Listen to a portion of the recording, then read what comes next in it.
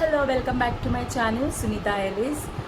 మీ అందరికీ పేరు పేరున థ్యాంక్ యూ. నాకు సబ్స్క్రైబ్ చేసినందుకు, నా వీడియోస్ని చూసినందుకు, లైక్ చేసినందుకు. అయితే ఈరోజు నేను మీ ముందు ఒక హోమ్ మేడ్ సెరలాక్ తీసుకొచ్చాను. ఆ ప్రొసీజర్ ఏంటి, ఎలా చేస్తారు, పిల్లలకి ఎలా తినిపించాలి అన్నది నేను ఈ మొత్తం వీడియోలో చూపిస్తాను. ప్లీజ్ ఎండ్ వరకు వాచ్ చేయండి. నాకు ఏదైనా ఉంటే కామెంట్స్లో చెప్పండి. నేను మీకు ఎండ్ వరకు చెప్తున్నాను వాచ్ చేయమని, ఎందుకంటే కొన్ని ఇంగ్రీడియంట్స్ అందులో నేను ఎండ్లో యాడ్ చేస్తాను కాబట్టి. ఈ సెరలాక్తో పిల్లలకి డైజెషన్ ప్రాబ్లం కాదు, ఏమీ కాదు, ఏ ప్రాబ్లమ్స్ ఉండవు. చాలా healthy Cerelac. So let's get started. So ఇక్కడ వచ్చేసి నేను ఒక గ్లాస్ రైస్ తీసుకున్నా, మసూరపప్పు, పెసరపప్పు అండ్ కందిపప్పు. నా దగ్గర శనగపప్పు అవైలబుల్ లేకుంటుంది కాబట్టి నేను ఈ పప్పులతోనే అడ్జస్ట్ అయిపోయాను.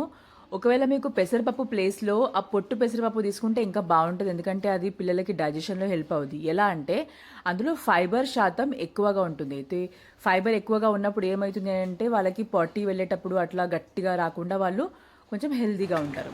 ఇక్కడ మెంతులు అండ్ వాముని యాడ్ చేస్తున్నాను. ఇప్పుడు ఇది వాష్ కోసం నేను ప్రిపేర్ చేస్తున్నాను. వాష్ చేసిన తర్వాత మీరు మెంతులు వాము యాడ్ చేసుకోవచ్చు, అది మీ ఇష్టం. నేను ఇక్కడ వాష్ చేస్తున్నాను. అండ్ వాష్ చేసేటప్పుడు కొంచెం చూసుకోండి, 2-3 టైమ్స్ బాగా వాష్ చేయండి, ఎందుకంటే మనకు తెలియదు కదా ఎక్కడి నుంచి ఎలా వస్తాయి పప్పులు ఏంటని. వాష్ చేసిన తర్వాత ఈ మెంతులు వాము ఇందులో యాడ్ చేసుకోండి. ఈ యాడ్ చేసుకున్న ప్రొసీజర్లో నీళ్ళన్నీ వంపేయండి ముందే. ఆ నీళ్ళతో సహా చేశారంటే మళ్ళీ అది ఎండబెట్టుకునేటప్పుడు కూడా మనకు ప్రాబ్లం అవుతుంది, ఎందుకంటే ఇప్పుడు మనం ఉండేది సిటీలో కాబట్టి ఎండ మనకు అంత అవైలబుల్గా ఉండదు. సో నేను దీన్ని ఫ్యాన్ కింద వేస్తున్నాను. ఓ క్లీన్ క్లాత్ తీసుకొని, టవల్ అలా తీసుకొని ఆ ఫ్యాన్ కింద ఆరబెట్టేసేయండి. సో దీన్ని నేను మొత్తం నైట్ అంతా ఆరబెట్టాను.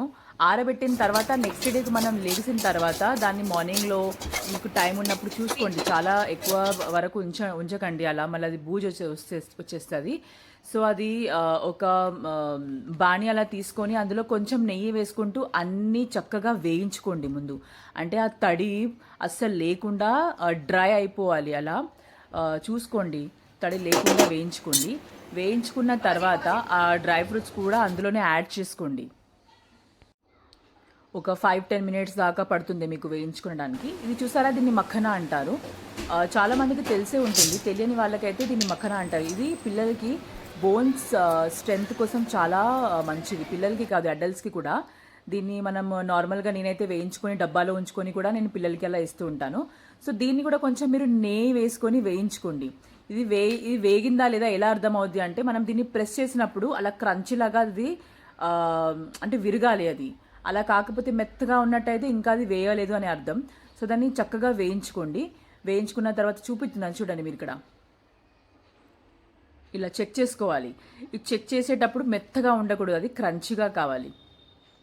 సో ఇది కూడా ప్రిపరేషన్ అయిన తర్వాత నేను దీన్ని తీసి పక్కకెట్టుకున్నాను. ఇప్పుడు ఇంకా ఇంగ్రీడియంట్స్ నేను లాస్ట్లో యాడ్ చేస్తా అన్నాను.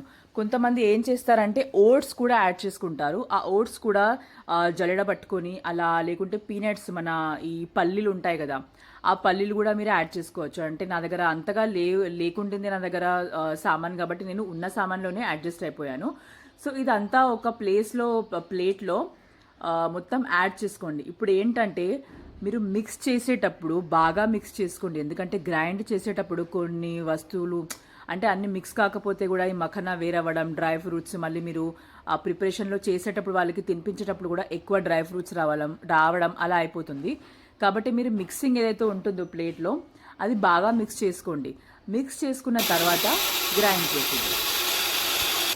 ఇప్పుడు ఈ గ్రైండింగ్లో ఏంటంటే మీరు గ్రైండింగ్ చేసుకునేటప్పుడు కోర్స్గా ఉండకుండా మరి పౌడర్గానే చేసుకోండి, ఎందుకంటే మనం ఇది ఇన్స్టెంట్గా అంటే ఎంత పౌడర్ ఫామ్గా ఉంటుందా అంత పిల్లలకి ఇవ్వడానికి కూడా ఇన్స్టెంట్ అవుతుంది. అంటే మనము వాళ్ళు ఏడుస్తున్నప్పుడు ఆకలి అని అలా తొందరగా బాయిలింగ్ వాటర్లో వేసుకొని అలా ఉండాలి, ఎందుకంటే బద్దలుగా ఉంటే కూడా మనకు ఎక్కువ టైం అంతా అవైలబుల్ ఉండదు, ఎందుకంటే వర్కింగ్ మదర్స్ కాబట్టి ఇంత టైం.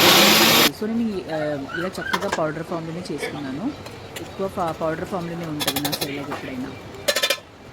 ఇప్పుడు కూడా మిక్సింగ్లో మీరు చక్కగా మిక్స్ చేసుకోండి, ఎందుకంటే కొన్ని ప్లేసెస్లో డ్రై ఫ్రూట్స్ వచ్చి ఉంటాయి, కొన్ని ప్లేసెస్లో వాము అది అంటే మిక్సింగ్ చాలా చక్కగా కావాలి. లేకపోతే అంటే మళ్ళీ తినేటప్పుడు చేదు రావడం, లేకపోతే ఒకటే పదార్థం చాలా ఎక్కువగా మిక్స్ అవ్వడం అలా అవుతుంది. మిక్స్ చేసుకున్న తర్వాత చక్కగా ఎయిర్ టైట్ కంటైనర్ బాక్స్లో ఉంచుకోండి. అది మీరు ఫ్రిడ్జ్లో కింద పెట్టండి.